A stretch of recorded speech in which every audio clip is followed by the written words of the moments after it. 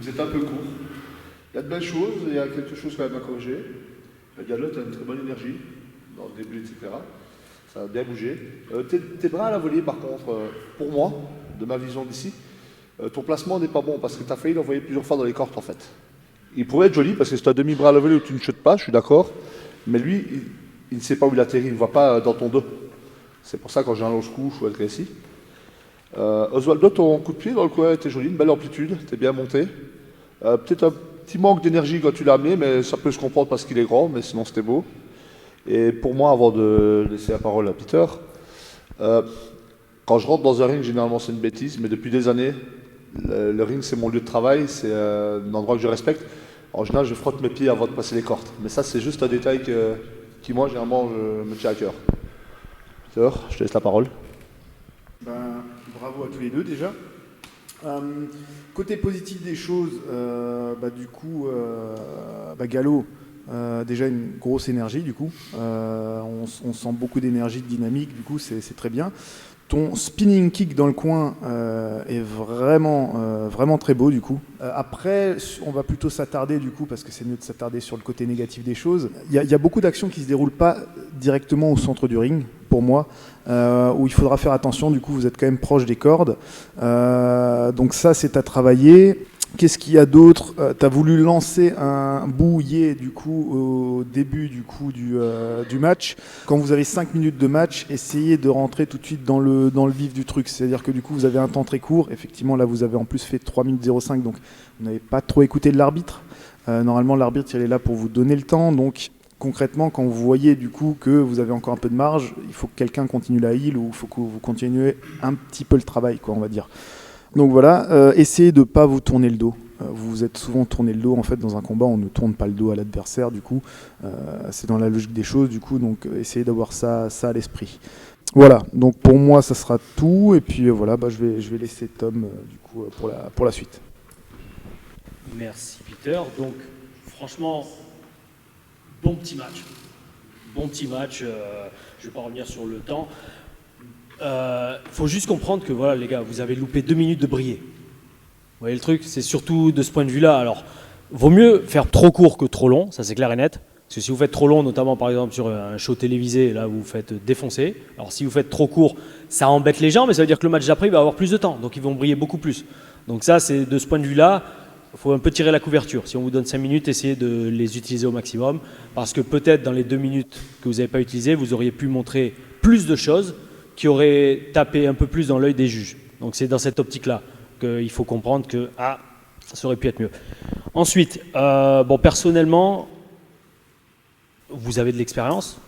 Où sont vos tenues de catch ? Le truc, c'est qu'en plus, vous avez 2 bons looks. Dans le ring, franchement, vous avez fait simple et c'est très bien passé. Mais, pareil, imaginez que vous êtes devant des promoteurs, même, allez, on va aller loin, imaginez que vous êtes devant des recruteurs d'une très très grande fédération. Je ne pense pas que vous allez catcher comme ça, les gars. Donc voilà, là c'est pareil, il faut rentrer dans cette mentalité. Quand vous avez la chance de monter sur un ring, et surtout pour un match qui soit en show ou pas, mais qui peut avoir une incidence sur votre carrière, amenez comme on dit, le total package en anglais, le forfait complet, je sais pas, le paquet total. Donc moi, franchement, si vous avez une tenue de catch, essayez de la mettre. Oswaldo, bonne intensité, franchement. Quand tu sors du rideau, tu es dans la zone. Et ça, c'est bien. Alors, je ne sais pas si tu y es vraiment ou quoi, mais en tout cas, les gens qui te regardent, ils se disent, OK, lui, il est là pour du business. Gallo, on sent que tu es en mode babyface. Donc, tu vois, tu vas chercher les gens. Petit conseil, ne va pas leur taper directement dans les mains. Donne-leur une raison que eux ils veuillent te taper dans la main. Parce que si tu vas direct leur chercher, s'il vous plaît, tapez-moi dans la main, ça fait cheerleader, tu vois. Et ça, c'est dans la zone, je le dis tout le temps dans mes entraînements, dans mes stages, et tu peux me regarder en action dans le ring. Je me démerde toujours pour faire une action au début du match ou au début du match qui fait comprendre clairement c'est pour moi qu'il faut, enfin c'est moi qu'il faut acclamer et c'est lui qu'il faut huer, tu vois. Parce que toi c'est pareil, tu vois, t'as l'intensité, mais t'as pas vraiment donné de raison qu'on t'aime pas. À part le fait que tu sors et que tu tires la gueule. Mais c'est pas vraiment que tu tires la gueule.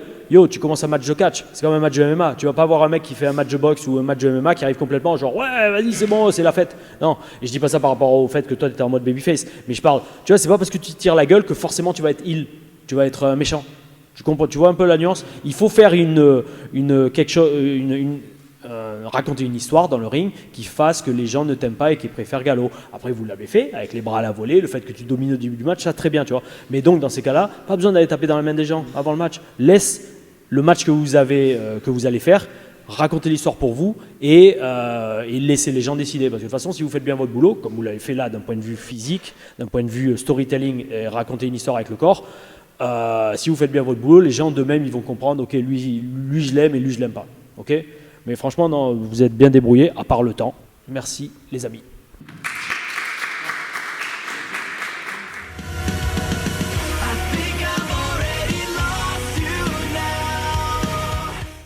Ton nom, ton ambition, ton objectif. Je suis Chris Random, le survivant. Mon objectif, il est simple. Prendre un maximum d'XP et me faire un nom. Ton catcheur préféré. À l'heure actuelle, je dirais Daniel Bryan ou Bryan Danielson. Ta structure préférée. J'ai toujours aimé la Ring of Honor. Ton premier souvenir en tant que fan de catch. Premier souvenir en tant que fan de catch, c'était les shows quand ils passaient la WWF, quand ça passait encore sur Canal+. Ton match de rêve. Oh, un match de rêve. Alors après, il y a le match de rêve et ce qui est réaliste. Donc le match de rêve, en fait, il est vraiment quand la foule est avec nous. Après, on peut avoir voilà, un adversaire, oui, on peut rêver de tel ou tel adversaire, mais le but du jeu, c'est vraiment la relation avec le public. Et moi, honnêtement, mon match de rêve, c'est quand il y a une très grosse réaction du public. Qu'est-ce que tu fais dans Legacy? Alors Legacy, pourquoi je suis venu à Legacy en fait donc c'était à l'appel de Vincente. Il y avait une offre qui, pour une fois, je me suis dit tiens, allez, il y a quelque chose à faire. J'ai un peu l'habitude de catcher, mais on va dire que je catch en vase clos. Et là, je me suis trouvé l'occasion, je me suis dit allez, on va sortir un peu de sa zone de confort, on va aller voir d'autres personnes. En plus, voilà, c'est sous le regard de catcheurs professionnels. Et voilà, moi, le but du jeu, c'est de prendre un maximum d'XP et voilà, montrer ce que j'ai à donner. Tu te vois où dans 5 ans? Je me vois où dans 5 ans? Alors, si je peux être toujours sur un ring, parce que moi, j'ai commencé le catch plus tard que la plupart. J'ai commencé le catch quand les autres ont arrêté. Et j'espère être toujours sur un ring. Mais j'ai de bons espoirs. J'essaie de tout faire pour. Quel est ton objectif ultime dans le catch? Mon objectif ultime dans le catch, c'est tout simplement de pouvoir performer un maximum de fois. De pouvoir rencontrer des publics différents, de pouvoir rencontrer des adversaires différents, de pouvoir voir des personnes différentes. C'est une histoire de rencontre aussi. Et voilà. Encore une fois, moi le but du jeu, c'est que je prenne un maximum d'expérience. Tes 3 points forts. Alors, mes 3 points forts, je dirais mon déterminisme. Ça, par contre, il n'y a pas de souci. Moi, quand je monte sur un ring, c'est pour gagner.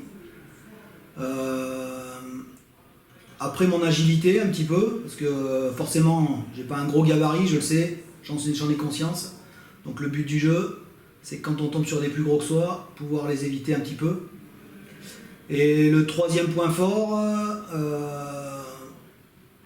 je pense que ouais, c'est le fait de se relever à chaque fois. Et tes 3 points faibles? Alors les 3 points faibles, ça va revenir un petit peu à ce que j'avais dit tout à l'heure. Donc effectivement, il y a le problème de physique, parce que je suis un petit gabarit. Donc il faut que je trouve des solutions moi, voilà, pour essayer d'exister sur le ring et pas prendre le risque de me faire tabasser sur un ring. Si, j'en parlais aussi tout à l'heure, mon âge, parce que effectivement, du coup, moi je suis plus proche d'une fin de carrière, mais tant pis, je monte quand même sur le ring et j'affronte des plus jeunes que moi. Et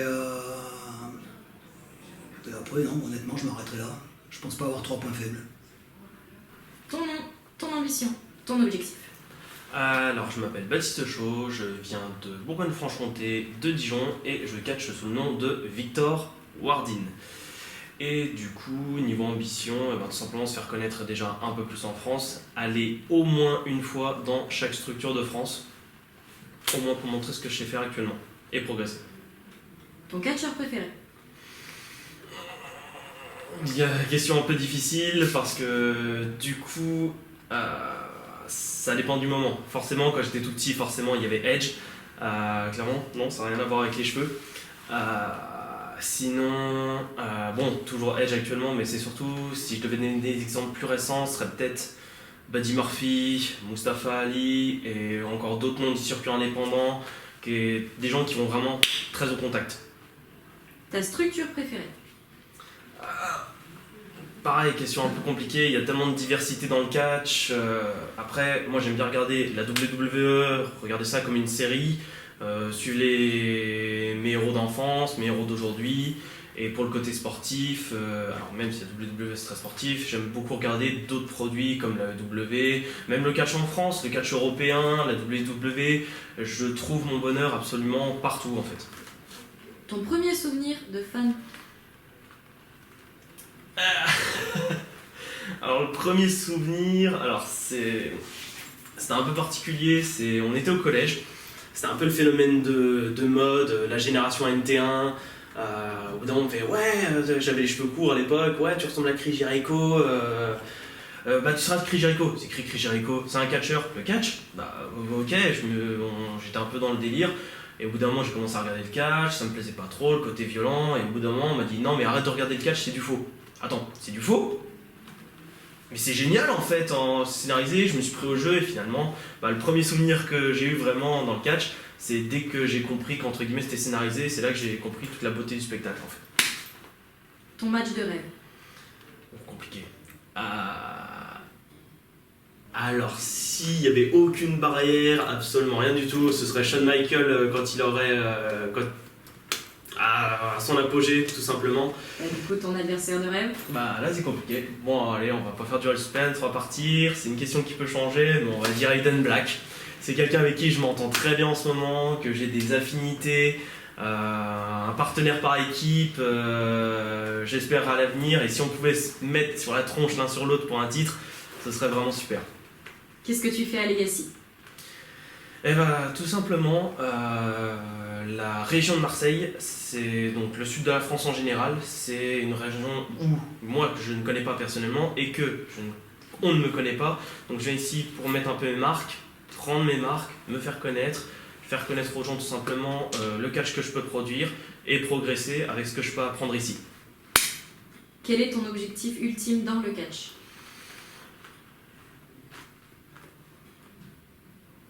Un bon titre européen. Soit la WXW, soit enfin dans une grosse structure européenne et avoir un titre. Tes 3 points forts?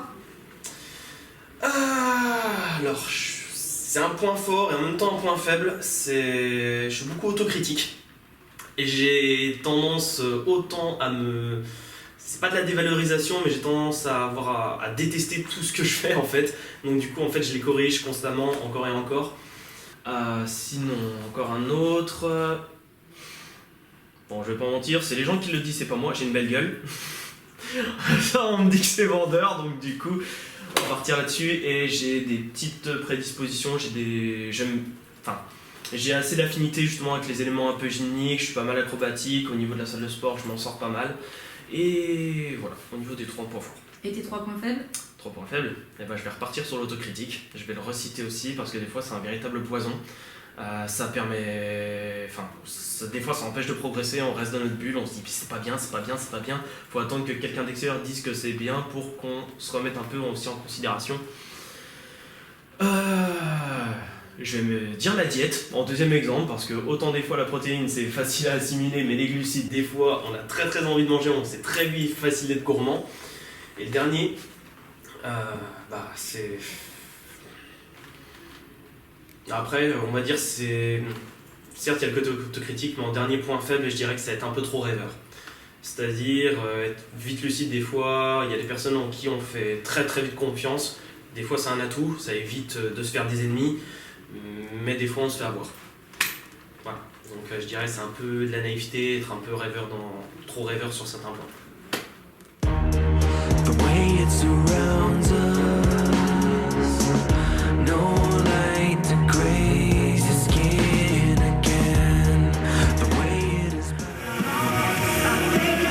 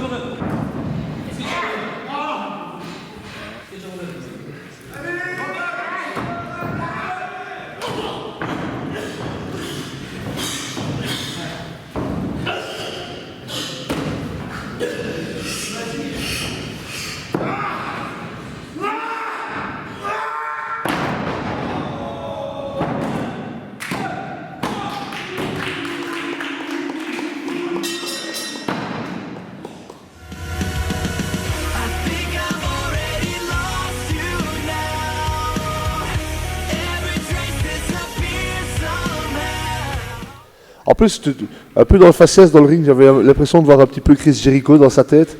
Ah, lui, c'est un peu moins valorisant, c'était Marc dans les filles d'à côté. Mais sinon... Il y a un gros point négatif sur ce match, c'est qu'en fait, j'ai pas vu grand-chose en fait. Donc à 26 ans, sans être méchant, avoir le physique que tu as, c'est pas normal si tu veux vraiment faire du catch.